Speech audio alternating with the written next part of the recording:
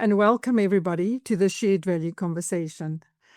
This is a space, as those of you who have joined us before, where we explore ideas, stories, and actions that shapes a more inclusive and purpose-driven future for Africa and our people. I'm Tiki Barnard, founder and CEO of Shared Value Africa.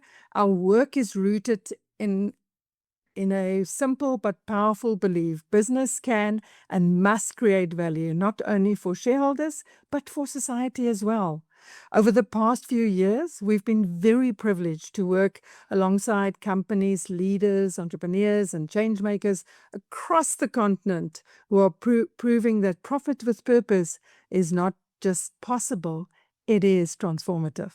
So just a quick one, this podcast exists because conversations matter. They change perspective, they spark courage, and remind us that progress doesn't happen in isolation. It happens when we connect, when we question and decide to do better.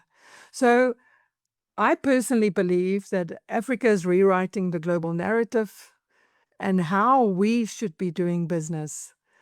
Value creation for all is what it's about. It's about building a future where everyone has a seat at the table. So thank you for joining me. I hope this becomes a place where you feel inspired, informed, and encouraged to take action wherever you are and whatever your sphere of influence may be. Welcome to Shared Value Conversations, where purpose meets possibility. So this morning, I am so excited because we have a very, very privileged we are very privileged today as our guest made time while she's traveling, and she's actually connecting all the way from Dubai. So please allow me to introduce Noheìmie Mawaka, whose journey from the Congo Basin to global markets reflect not just a business story, but a driven young woman creating a new chapter in Africa's trade, built on dignity, traceability, and shared prosperity. And in Noheìmie's words, the future of Africa's trade isn't in extraction, but in integration. So morning, Noheìmie. I trust that you are well. I am. Thank you so much for the incredible intro. How are you? I'm good, thanks. I'm good. I want to start off this morning, Noheìmie, because my listeners don't really know you, because I wanted you to tell the story of Lubambo and also your story. You know, what is it that drives Noheìmie? Where does she come from? Where was she born? A little bit of a insight into your story, if we may. Absolutely. That's a loaded question, but I'll try to make it brief. It's a loaded one, but I was originally born in Congo, which is actually where I'm based. So I'm based between Kinshasa and Nairobi at the moment, but I'm native, born in Kinshasa, raised, left when I was quite young, immigrated Canada. And so I got most of my education and everything in Canada. And then during COVID, I moved to California where I was working in tech. While I was in California, my dad was sending me artisan Congolese honey from his tribe or village area, if you want to say that. And I was selling them at farmers market just as like a side hustle, and it just took off. The issue that I kept running into was he was sending me very small quantity by air. So I was like, Dad, send me like a ton a month. He's like, you're delusional. Like, what artisan producer in Congo can give you a ton of honey a month? They don't even have hives. So when my job was over in California, I decided to take a leap of faith and move back to Congo and what is now Lubambo. So Lubambo went from, we were like, all right, we're gonna produce our own direct to consumer honey brand, which we have. We only sell in the US at the moment. But really the later model, which is the newer model, was that we decided to become aggregators. So I have a beekeeping site in Congo that we use for training of cooperatives. And then we're working with other cooperatives in the Kenya area, and my job really is to find foreign buyers that are ethical, that get it, and then we sort of mitigate. So we become sort of like the mitigators or beekeepers in the sub-Saharan Africa region, while securing buyers in the West. Hence why I'm in Dubai to meet Gulf buyers. And so our target demographic is really Gulf and the United States. And so, yeah, today we are focused on honey, but we also, our pillar is really superfood, which is honey, moringa, baobab, and hibiscus.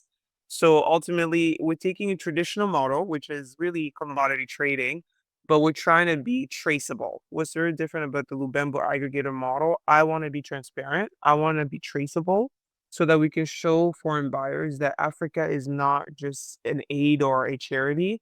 We have the supply, we have the capacity to transform raw material, but we need to build it ethically and equitably. So this is Lubembo today.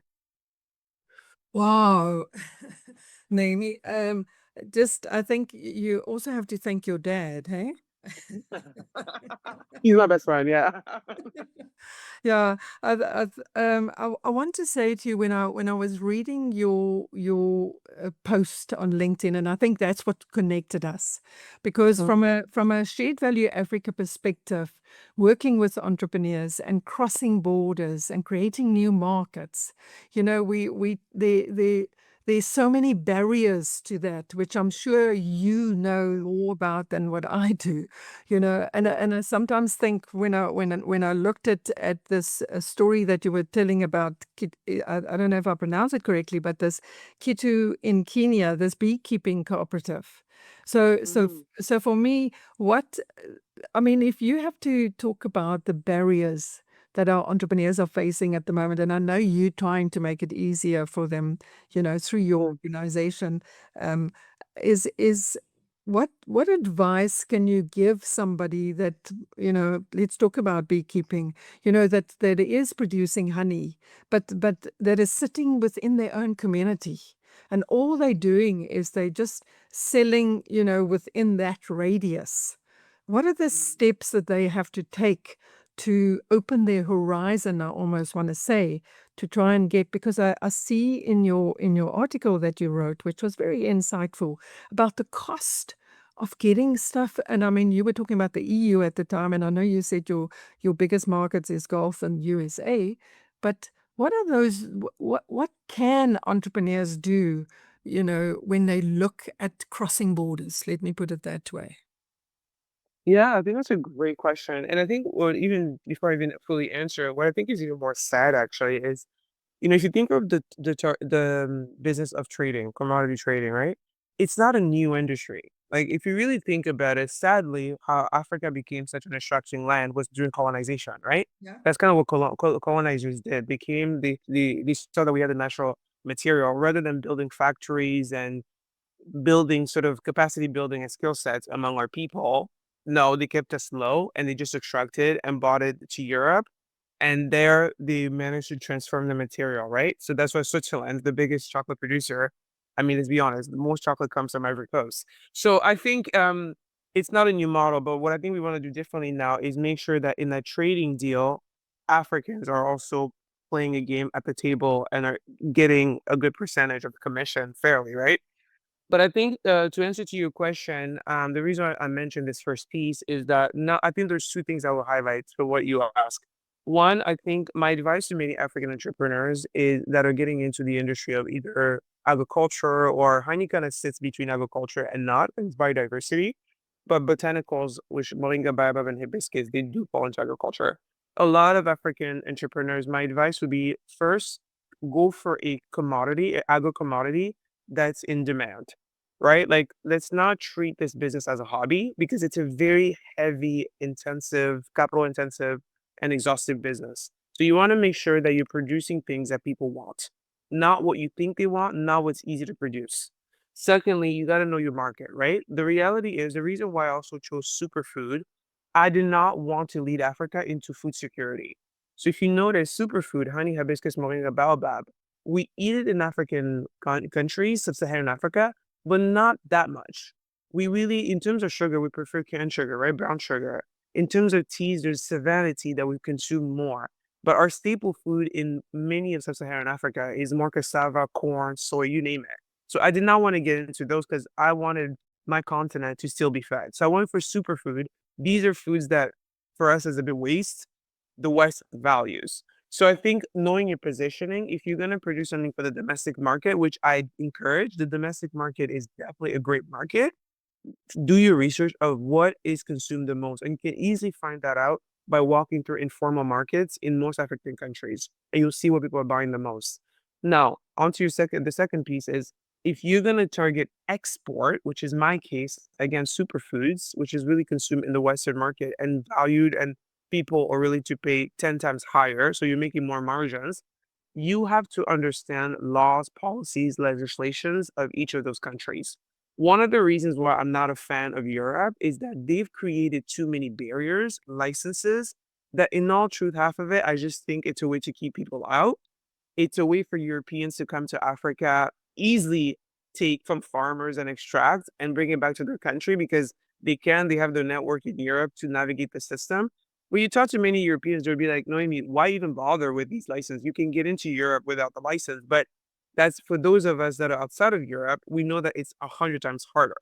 So I think the biggest thing with Western, you need to know the licenses. So for US, it's FDA. And FDA, believe it or not, is actually not as hard as people think it is. What I do think it's costly. There's third-party company like Register Corp that you pay an annual fee. They help you walk through the process at a fee though, which is something that's hard for many Africans, even something as little as $1,500 a year for the average American that could just go to a bank and get a loan, that's easy. But for the average African producer, let's be honest, in US dollar, 1,500, that's a lot. For Arabic countries, I think the Gulf, they're even easier actually because there's so many incentives, but it does have to be halal. It does have to go through lab testing. And lab testing in our home countries and African countries for contamination and so forth is costly. You look at a minimum $500 per sample. So I think the biggest thing I would say, to just to repeat, to any African entrepreneur that wants to follow my footstep when it comes to export, understand policies, understand processes. Like before you even send a container, make sure that you negotiate the price and use the internet to know what pricing for your commodity. Understand policies of those foreign countries. The United States, when your good gets to a border, it has to have an FDA number. Before you even ship a container, you gotta test and send a sample to the buyer, which is gonna cost you a little bit. So understanding those things, I think, is super important. And the beautiful thing about this day and age is the internet. Like AI will tell you this stuff in 2 seconds. So really understanding those nuances, I think, is important for African entrepreneurs before they go into a certain type of commodity. Wow, I think any entrepreneur that is in the agro business listening to us today is going to get so much information. I want to say the one thing that sort of resonated with me when you were talking is that we need to produce what people want, what people need almost, I want to say, because I think sometimes what happens with our young entrepreneurs is that we don't, and I'm saying this because I love them so much, but we've got to do our research. We don't do enough research to really understand what is the market about, what is this, what I'm trying to sell, who wants it, who needs it, more Mhm. so than that. And I think your focus on superfoods is amazing, because I think what you were saying is that we don't value it, and you're 100% right. I think for me, from a colonialism perspective, is that we also we've tend to try to be, or we want to be more, now, and that's changing. I want to say I was at a G20 meeting yesterday, where I feel that this whole owning our Africa again is becoming ours again. We are looking, as you saying, you in the UAE at the moment, in Dubai, trying to get Arabic companies, to buy our products, because we need to understand our value. That's what I Mhm, always mhm, argue with, because we've got such value. If you look at the Africa continent, I always say it's at the heart of the globe. mhm, So I wanted to ask you, um, if you had to, and I think you, in a way, you've said it already, because and I agree with you 100% on all these regulations from the EU at the moment, that is preventing, because the cost of that is really prohibitive, to anybody mhm, that wants to export to the EU.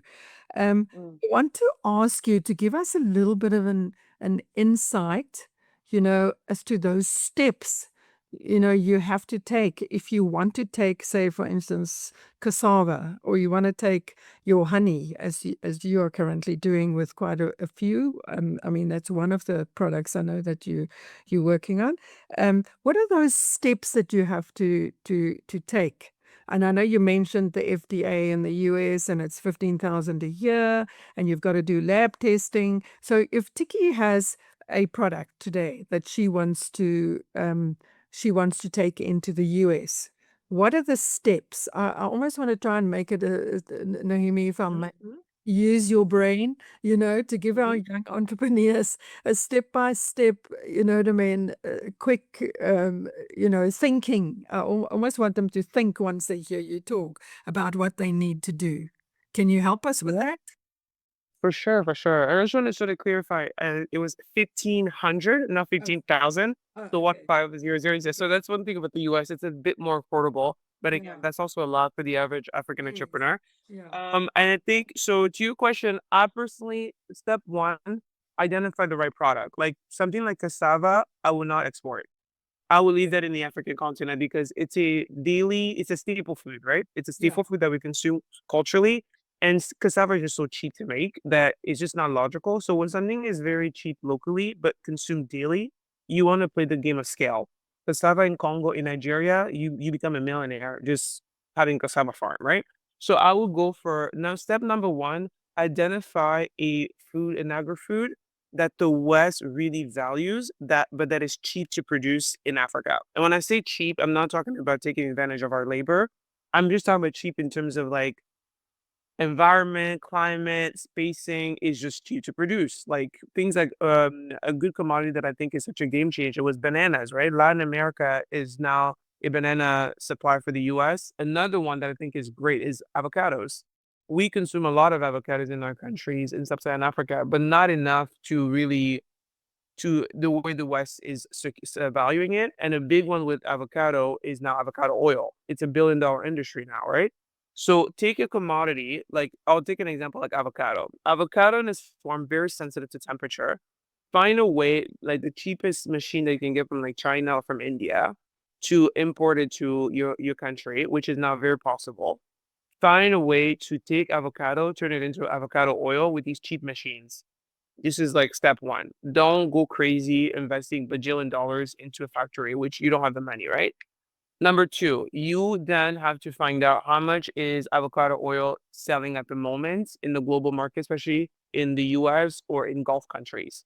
Number three, you then have to go online, and this is where it's really a lot of you doing the legwork on networks like LinkedIn, on websites like you go on Google search, you say, US or Dubai biggest oil importers, avocado oil importers. You find out their names. You literally shoot all of them an email. This is going to be a crazy number that I'm going to fully be transparent. I reach out to 200 companies a day because my game plan is very simple. 200 multiplied by 6 days a week, because I work 6 days a week. It's 200 multiplied by six. That gives you about 12, I believe. And add the other two zeros. So that's about 1,200 outreach that I do because my bet is out of 1,200, maybe one will be a closed deal. So you do 200 outreach a day. And then one of them will likely reach out to you, say, okay, I'm interested. So how it works with that is that that person is going to ask you for a sample. But before they ask you for a sample, they're gonna give you their term sheet. So their term sheet, not in finance, but their term in terms of their specification. You call the specs. They're gonna give you they're like for avocado oil, we want this, that, this, no contamination, this, and this. Okay. You're then gonna have to find a lab in your local country that can do those tests. And this is where the money and the cost begins to pile up. I'll be honest with you. You then have to get it tested. Depending on your commodity, in terms of honey, the basic ISO test in Kenya is about $500. But if you go into things like metals, lead, like to make sure that it's fully not contaminated, those tests can cost up to $1,000 for a small 500 grams test. You get the lab test, you send that to the potential buyer. They're like, okay, looks good. And then they're going to want you to send them another sample because they need to test it on their end. Once they receive that, which again, that's also another pain because in markets like the United States right now with tariffs, the US is not allowing small food samples to be sent via DHL. So sometimes you have to go through forwarders. Sometimes some people put it in a suitcase, which is crazy, but sadly, these are the type of barriers because really you can import bulk in like sea freight or airplane. But right now, I'm just talking at the sample stage. So then the sample gets to the potential buyer, they test it on their end, and then they reach out to you. They say, all right, we're good to go. We're interested.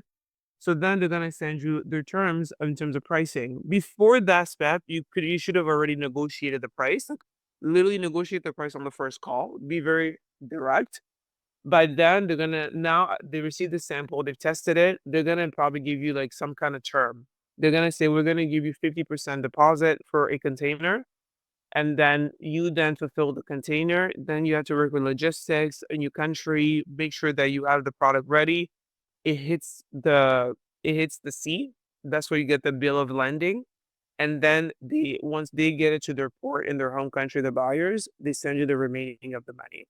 So, but then before it even gets to the port, the US, for example, as a company, a lot of times you, the exporter, have to be FDA licensed. So you have to have an FDA number. But then some buyers, which are really great with the US and Arabic countries, some buyers I find they're a bit more lenient in those countries, unlike Europeans. European buyers want you to eat up the costs of getting a license, which is 6,000 euros to 8,000 euros, and the most painful process ever. But American and Gulf buyers I find are a bit more lenient. Some of them are even willing to they're FDA approved, and they're like, no, you already passed the sample test. You're good on your shipping. Use our FDA number. But European buyers, they expect you to be US, organic licensed and certified, especially Germany. And that process takes 6 months. That process means you have to find an independent auditor in your home country to come audit your farm. If you're an aggregator like me, they want you to like be certified in all the crops that you're dealing with across farmers. And that to me is just not realistic and it's just too painful. And if you look at the amount that Europeans are buying versus Americans or Gulf, it's night and day. So personally, I it's not to hate on Europe, but I'm moving away from European market. I have really little to no interest anymore because I just think they've created too many barriers. They've made it easy for Europeans to come to Africa and extract, but made it harder for us. So I focus more on markets where people are very transactional, like the US and the Gulf, but they have friendlier policies. So that's kind of this process that you go through when you want to export these commodities. I think, when I listen to you, Naomi, I think you've got an enormous amount of knowledge on this background, and I want to go back to something you've just said now as well about, you know, and you said it earlier on about Europe, and I so agree with you because I think that um, if we look back, I mean, you mentioned it as well. If we look at Switzerland providing all the chocolates with everything that they buy from, they take it from Africa and then they sell it back to us again. So for me, when I think about, our young entrepreneurs, is that how do we, I almost want to say young entrepreneurs, and I know that because we deal with them, is that you said something that resonated with me, that on that first call that you have, you almost want to talk about money then already. And I think it's something that a lot of young entrepreneurs struggle with from almost want to say from a confidence perspective, and I guess if you're confident in your product, as you were just trying to teach us here, if you know your product, if you've done your homework, if you've done your research, if you know what's involved, if you know what the market looks like, then you're not going to feel, I almost want to say, not confident enough to talk about money in that first call. So for me, I wanted to ask you, how did Noheìmie do it in her first call? That's an interesting question. I think what you're asking is such a critical thing to talk about. I feel like money is sensitive in many cultures. Mm, And this is not just, I find that, for example, when I look at the landscape, because I've traveled so much in my young days, thankful to my parents who really wanted me to understand cultures. So when you look at certain cultures, for example, let's take example of Anglophone versus Francophone, whether that's European, whether that's Francophone Africa, and so forth. The Francophone culture in general, money is very taboo. So money, it's almost like it has to stay hush hush. It's almost classless if you talk about money directly. Whereas Anglophone culture, especially the United States, I find Americans and now the Chinese, because I sometimes deal with them as well for machinery and tools. But I find Americans and the Chinese, they're the two cultures that are the most direct when it comes to money, especially in business, right? And even if you think of the English language, very easy language comparison to French, because I'm French native. My native tongue was French, and after that, Lingala, and then English. So I know that in English, it's just a direct, it's the language of business, and I think China is another one. Now, I think to your point, a few things that I would advise many African entrepreneurs, because I see this quite often when I'm asked to be a speaker, when I've done accelerators in the African continent. You're right. There is this sort of almost like I think sometimes the African continent, we come to the table when there's money involved. We don't mean to do it, but we come as beggars. We come in like, help me, I'm desperate for a sale. You need to buy from me. Like, please buy from me. Which is sad because in the art of negotiation, you have to know your opponent. You are when the fact that someone is already agreeing to meet with you because they want to buy your goods, that should tell you that what you offer is very valued. Because like time is scarce, right? Like time is our most valuable asset. People are not gonna make time if they don't value what you have to offer. So that gives you a position of leverage. And I think when you're in that position, there's a few things. I think you mentioned it already. One, you gotta know your product. You gotta know your competition. Let's take an example like Moringa, because I it's one of my pillars.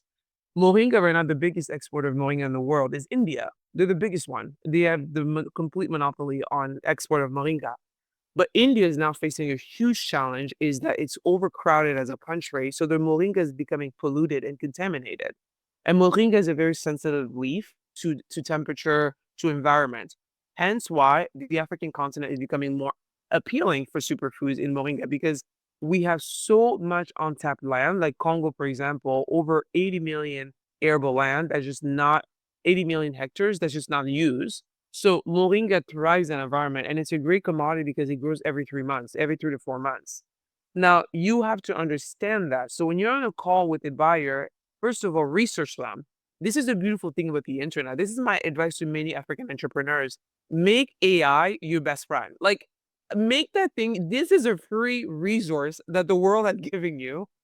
Make AI your best friend. Talk to AI. Be like, I have a call scheduled with this buyer. They're interested in buying my moringa from my farm in Ghana. This is the company. Here's their link. What are kind of questions you think that this buyer is going to ask me? How much should I price my moringa? What is a fair pricing? Because my moringa is organic because we use traditional seeds. We don't use GMO seeds.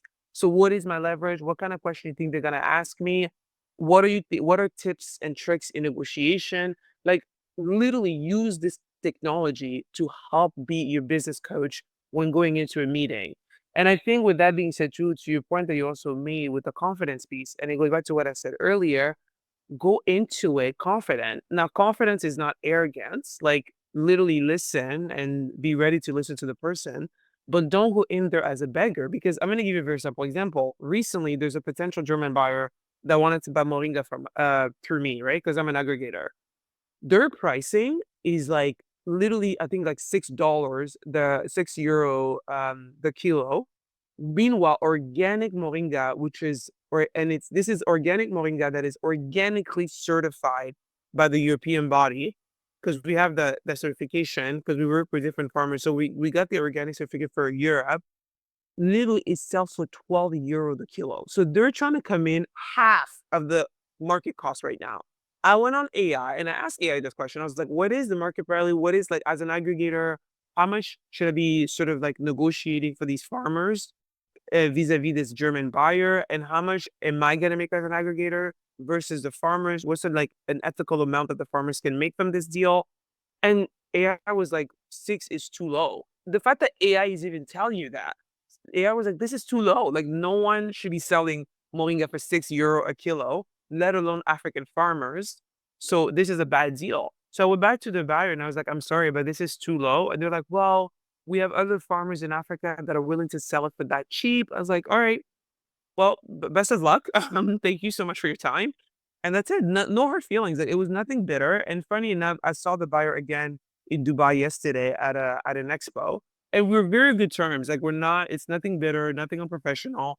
I was like, best of luck. When you're ready to raise your price, reach out.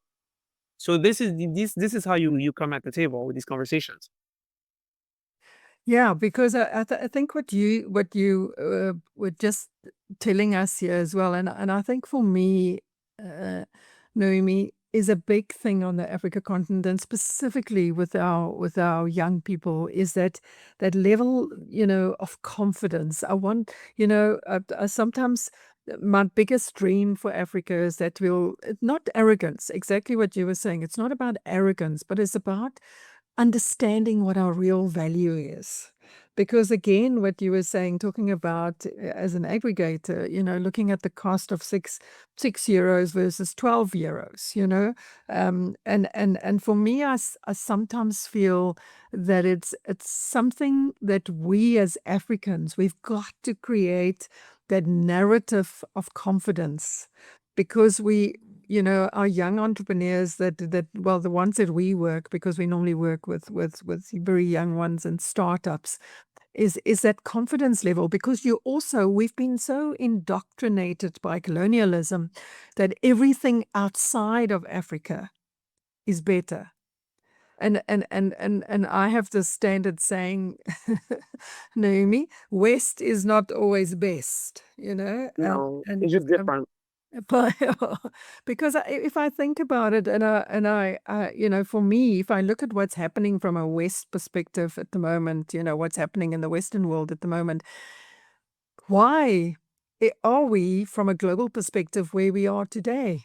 Because it wasn't driven by anything, I believe, from Africa. And I think for us, as Sheet Valley Africa, this is the time we need to realize our value. We need to own it, and and really really understand that, as from a purpose perspective, it is about Africa being the leader of the future. I really really believe that, and I think even speaking to you today and listening to you speaking and listening to your knowledge and the advice you're giving everybody, our young people specifically that wants to trade across borders, I think it's happening, Naomi. I was at a G20, as I said earlier on, event yesterday, and the talk at the event was about how Africa is starting, and I think Donald Trump did us a huge favor, and I think where Africa is now realizing we have an enormous value. We've got the right to have a place at the table. We do, and we have a huge, big role to play. But I want to go back to you again now, because I also saw, that you've got a farm. So tell us a little bit about that. Yeah, yeah. I think my farm is actually in Bandundu. That's literally my origin, right? Both mom and dad. It's a tribe in Congo, the Bantu. So it's in Bandundu. So really, it was me and my dad. We got the farm, and the farm now is really more of a sort of a site where we train beekeepers. So really, the model with Lubambo, which is why I love my business model, we have a sort of public-private sort of business model. I don't want to say public as in government, because I'm very contrarian. Every entrepreneur in Africa listening, step away from governments. Like, so decentralize yourself. Step away from governments. So when I say public, it means more of a social model. So we have a foundation branch. Lubembo Foundation aims to train independent beekeepers and farmers in botanicals, right? That are within our superfood bracket. So the foundation, and this is where the farm comes in. This farm, we have over 120 hives in my farm. That's about 8 tons of honey, right? Annually. And then we use that site to train collectives. So we go into nearby neighborhoods in Congo. We say, hey, this area, you guys have a lot of people. Why not gather as a community? Find 5 to 10 people. You're going to come to our site. We're going to train you to be beekeepers. We'll give you hives. We'll give you equipment. Your job is to become an independent producer. You're going to sell it to us at market price. We'll lock you for like 5 years, and we're going to give you a market price that's competitive to international rates, and then you have to supply to us. And in my farm, I built a honey plant. A honey plant is not that expensive, which is one of the things I love about honey. It's not, it's a cheap commodity to to produce. So we have a honey plant. So these independent beekeepers, what it is that they're expected to come with their hive after a year during harvest. They sell us what they produce, and then we then handle the export towards the buyer. And the export towards the buyer is our trading company. So the trading company is a private company, and then with that process, really what it does with the training of the beekeepers, that's where the traceability piece comes in, which is really what the buyers want, right? The traceability piece is from point A to B. Who is the beekeeper? What is the number of the hive? You call that the lot number. What is the date that the harvest occurred? And we're always looking for ways to improve our ways. So one startup that I came across in South Africa, they have this chip that you can put in your hive that monitors the health of the hive, whether it's affected by insects or how many bees are in it. And that allows you to calculate biodiversity in real time. And even with our beekeepers, right? Like teaching them how to take a small the English word is escaping me, but it's a tool that you use to test your honey moisture level, which you need when you're sending samples to buyers as your lab test. But using those cheap technology tools that are so cheap now and on Amazon or Alibaba, but make such a huge difference in production, and teaching that to beekeepers or even teaching them how to build a hive. Like we have so much forest in the African country, but in my farm, a model that I do is um kill a tree, build a tree. So we use those trees to build our hives, but at the same time, deforestation is a huge issue right now. So for every tree that we cut to build a hive that we give to the beekeeper, we also plant one.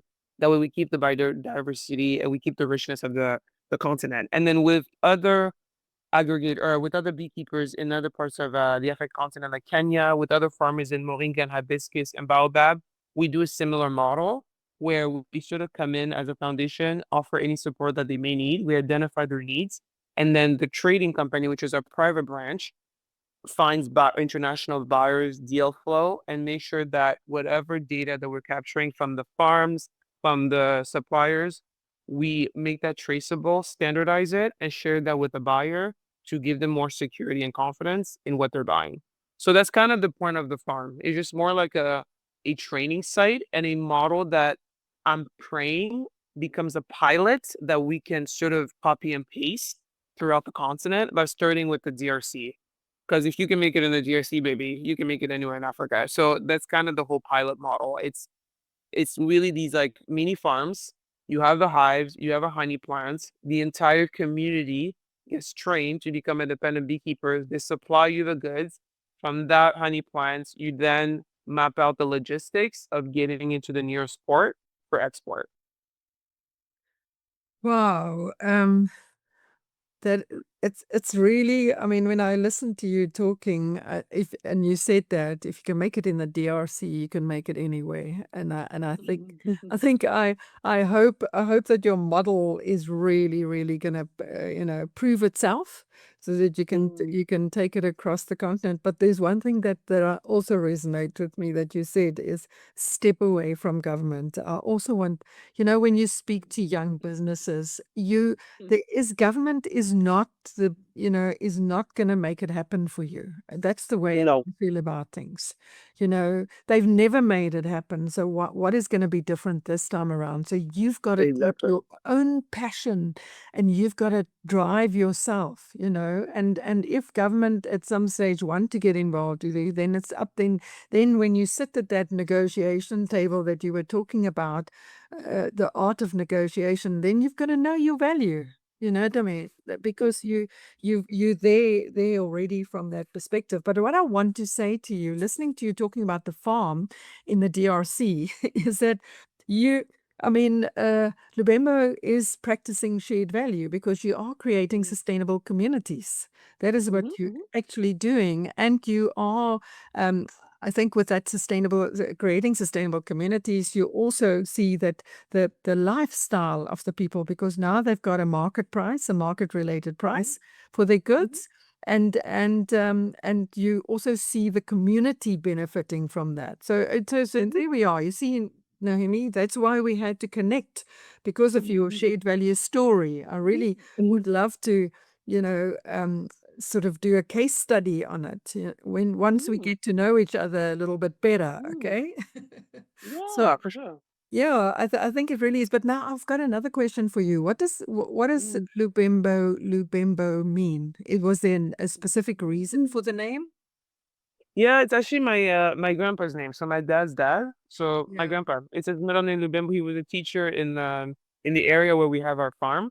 My dad has that name and my brother has that name. So my dad just insisted. That was my dad's only ask. He said, when you built this honey brand, I want the name Lubembo to be a legacy. So that was it. It's my grandpa. No, that's really that's nice because I Mm. felt that there was something of value to the name as well. Are you Thank with you. me Thank when you. you think about it? Yeah. So I wanted to just sort of recap a little bit, and I want every single entrepreneur that listens this morning follow Noemi, to see what Thank she's you. doing, because I'm following her now and I'm learning a lot as I did this morning because I mean you've got an Thank you. enormous amount of knowledge on this that can Thank help you. young entrepreneurs. So I just want to say thank you for that as well because I think the big thing for me that stood out today in our conversation is really do your research. Find that Mhm. superfood, specifically if you're in agriculture as an entrepreneur, find that superfood that people want, and, Mm. and do your research. Go and look from a export perspective. Go and look at what is needed. Go and look at the policies. Look at the countries that are looking for your product. Because I think Naomi, that for me sometimes, and I don't know in the world that you move in, but in the world that we move in, when we speak to entrepreneurs, they don't do enough research. And you said it, make Yeah. AI your best friend, you know. Oh, 100%. Yeah. So for me, it's really, and when you were talking about using AI, but then the other challenge that we have, Naomi, is connectivity.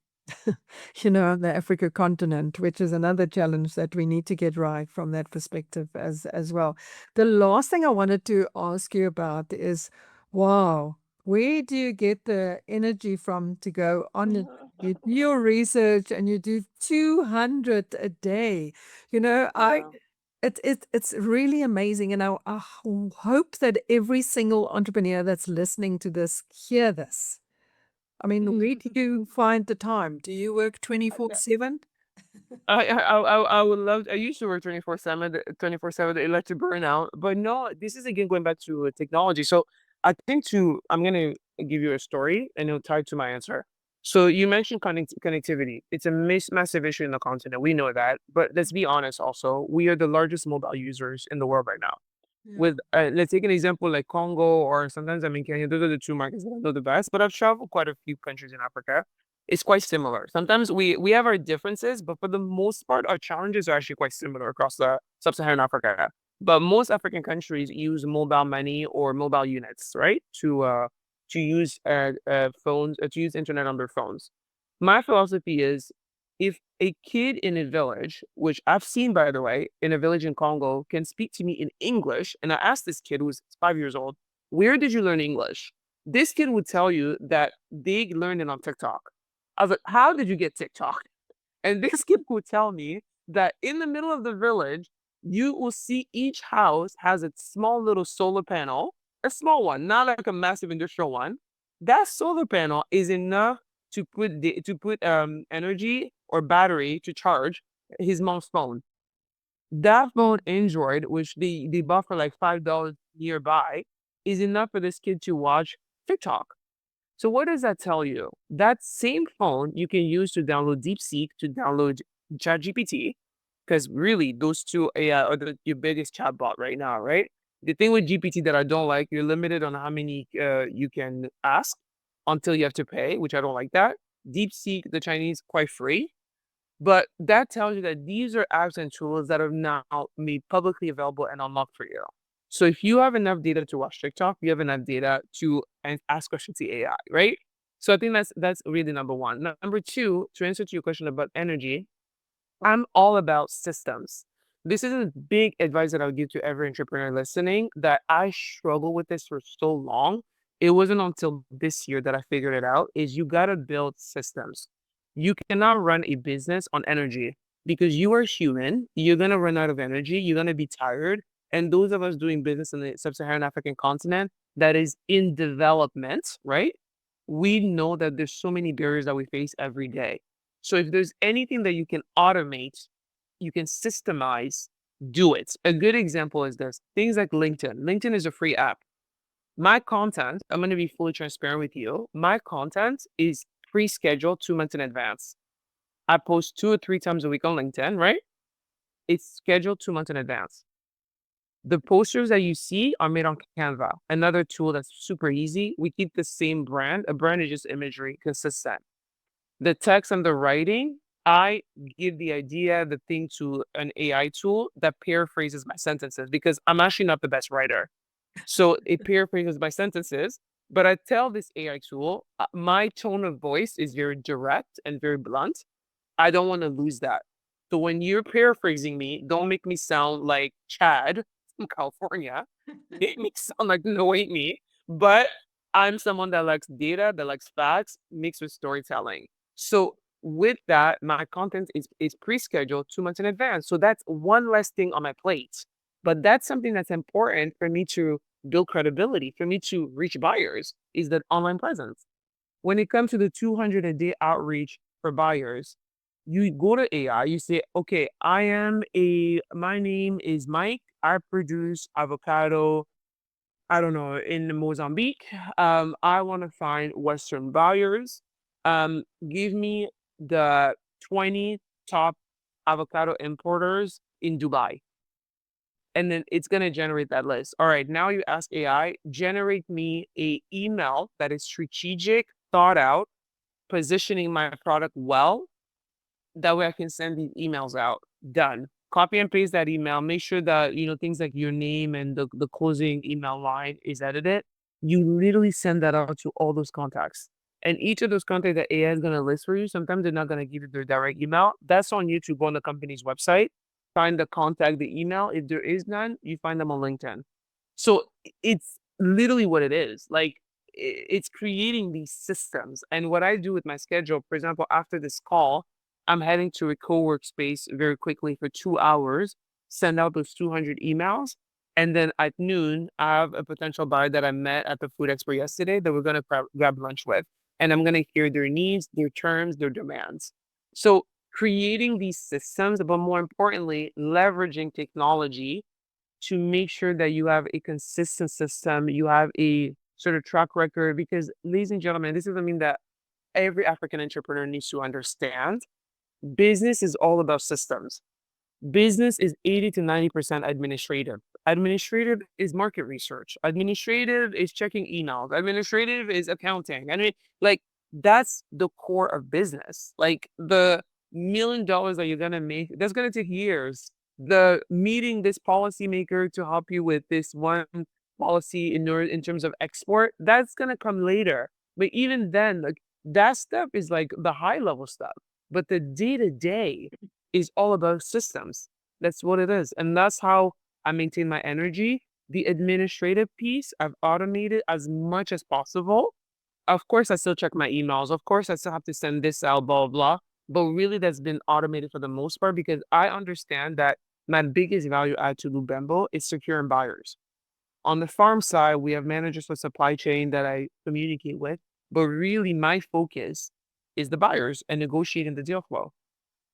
And that cannot be automated. Yeah, because the person, that's what I always say, Yes. is that Yes. people buy into the person first, because Exactly. they drive on they attach to your confidence and to your knowledge, and that's so important as well because sometimes, people think, our young people, when they're busy learning, they think you can just send emails. You sometimes have to pick up the phone and have that conversation, or sometimes you have to sit in front of somebody to have that conversation. So I want to be conscious of the time because I've got to allow you to go and make those deals today. So I want to just say that the one thing that you said now as well, business is all about systems. So for this was almost like a masterclass. Noemi, I want to say in this almost an hour that we've been talking, I can even talk for longer. But I want to say thank you so much to you for making the time. I know we've been backwards and forwards with time, and on connecting, but it's just been so informative. I want to say thank you for your time, your insights, and your commitment that you have to building a more equitable trade system as well, because I think that's also where specifically, young businesses come into, and I almost want to say they starry-eyed when somebody reaches out to them, and I feel sometimes that they give too much away. And I'm glad that there's somebody like you having our backs, And thank you. It's been an honor to share this conversation with you. And in closing, I want to ask you before we say goodbye and before you go and do your crazy number of 200. I want to ask you just, from your own perspective, what is it that you can tell a young entrepreneur that wants to trade? I know you've told them lots of things today, but just that one thing to look out for when you want to cross borders, when you want to trade across borders. Let me think about this one. It's a Yeah, I good know, because question. it's like putting everything that you've said today almost in one, you know what I mean, in one sentence. But I think the conversation for me today was so rich, talking about Mm. and if and I'm definitely gonna even say to our entrepreneurs, listen to this conversation because you almost took us step by step, through what we have to do. Yeah, I think to answer to your question, the biggest thing, this I did not mention on the call, but this I actually think is the biggest gap and the biggest disadvantage that many African entrepreneurs have that I have as leverage, especially in the world of aggregator and commodity trading. If you really think about this industry, it's a relationship game, right? If you really think about it, I'm sort of the middle person between the Western buyer, US or Gulf. Well, Gulf is Arabic, but I'm between those two and our fellow African farmers, right? I'm kind of in the middle there. I think the biggest thing that African entrepreneurs needs to master and learn is cultural nuance. Cultural nuance, and I'll explain what that means very quickly because we have to end the call, but cultural nuance, and I see this with many African founders that are the huge disadvantage. And I get it. If your whole life you've only been in one African country, one African village, you've never really been exposed to other cultures, you may have a hard time understanding people's nuance and cultures. So I'll give you a very basic example. In Francophone Africa, for example, Congo, especially Kinshasa, the capital city, we like to dress up. We come from a Belgian colony. We like to wear suits. We like that's our thing. And I don't think we should shy away from that. I actually wish we would wear more African clothes, if you ask me. But we like to dress up like that all the time. Business meetings are very bureaucratic, very formal. American culture, for the most part, honestly, even sometimes American politicians, they're not formal by nature. American business meetings are not the most formal. You're gonna see an American buyer come in a golf shirt, in khaki pants, right? So for you to understand those cultural nuances, because even when you're speaking to someone, and because the world of aggregator the export game, the legislation, the policies, FDA, UE, like all that, you name it, like those things are more policy. You can look it up, but what really closes it is the relationship. I'm very aware that most people want to do business with Lubambo because of my transparency and because of my personality. When I say I'm going to do something, I deliver. If I'm not going to deliver, even this podcast, I would have said no. I would have been like, sorry, I can't. Like, but that's what people are buying into is the person, you, especially in this business, right? So I think my advice with many African entrepreneurs is like understand people's cultures and nuance so that when you're in front of them, you can understand how they maneuver. You can understand their body language. You can understand their tone of voice. And I'm not saying, I just want to be clear here, is we as Africans need to be proud of our culture. And I think a lot of times with Africans, we don't take inventory of even what our culture is because we've been so indoctrinated by colonization that we've lost a sense of who we are. And I actually think the cultures in Africa that I think have done an amazing job of preserving who they are is West Africa. Like West Africa, say what you want, but Nigeria, Ghana, Senegal, like I applaud them. They show up in meetings with their traditional clothes. It's beautiful. But again, let's take an example of Nigeria. Most Nigerians, they've gone to Stanford, they've gone to Harvard, they're the most largest PhD holders. And then they go back to Nigeria. And guess what happens? A Nigerian guy will negotiate a financial term with an American easily because he understands the brain of Americans. So my advice to many African entrepreneurs, if you're gonna go into the export game, the global market, domestic, it's another story. But if you want to tackle the global market, it's a relationship game. It's a nuanced game, and then a lot of it is very cultural. Understand your audience, understand their needs, understand how they make deals, so that when you're on that call and you're trying to negotiate for your moringa, you're trying to negotiate for your hibiscus, you come in there with the right body language. You come in there with the right language, knowing what to say, which numbers to pull out. If you're going to talk, for example, to an American and you're going to do on a business deal, you better understand projections. You better understand derivatives because derivatives is how many American traders make money. You better understand these nuances and know how to have that kind of language. So that's my advice, the cultural nuance. On that note, I want to say thank you, thank you, thank you for making the time. I know you have a very, very busy schedule. But I'm sure that our, listeners are going to learn quite a lot from this conversation today. And Noheìmie, I want to say, I wish you only lots of good deals while you're in Dubai. And I hope that we get to speak soon. And thank you so much Thank you. for the insights. And on that note, from Shared Value Conversations, I want to say thank you to those that are listening to us.